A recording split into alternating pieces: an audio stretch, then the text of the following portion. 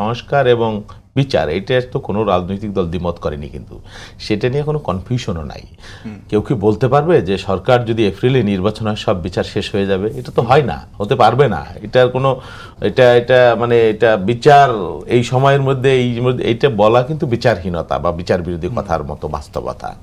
আর সংস্কার তো আমরা বলেছি সংস্কার কমিশনের কাজ এগিয়েছে, সেটা ডিসেম্বরের মধ্যেই সম্ভব। আমরা বলেছিলাম ডিসেম্বরের মধ্যে নির্বাচন। সারা দেশের মানুষ, যে বৈঠকটা হয়েছে, বাংলাদেশের দুইজন মহান ব্যক্তিত্ব, প্রফেসর ইউনূস সাহেব আন্তর্জাতিক খ্যাতিসম্পন্ন মানুষ, আর তারেক রহমান বাংলাদেশের সর্ববৃহৎ রাজনৈতিক দলের ভারপ্রাপ্ত চেয়ারম্যান বা প্রধান।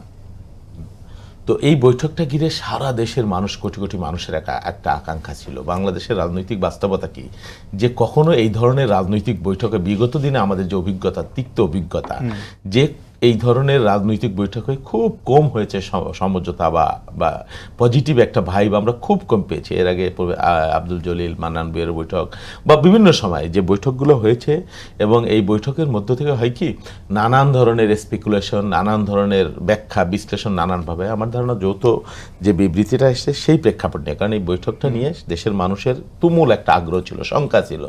মূলত নির্বাচনের তারিখ নিয়ে একটা মতপার্থক্য হয়ে যায় সরকারের সাথে বিএনপির বা ম্যাক্সিমাম রাজনৈতিক দলের। ইভেন জামাতও বলেছে, যে জামাতের আমিরও দেখলাম বলেছিলেন যে রোজানের আগেই আমরা নির্বাচন চাই।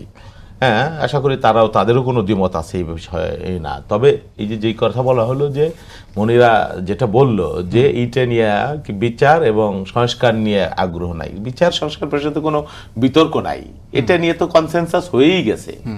হ্যাঁ, এটা নিয়ে তো কোনো বিতর্ক নাই, ডিবেটও নাই, বা সবাই একমত, কেউ দ্বিমত করেনি।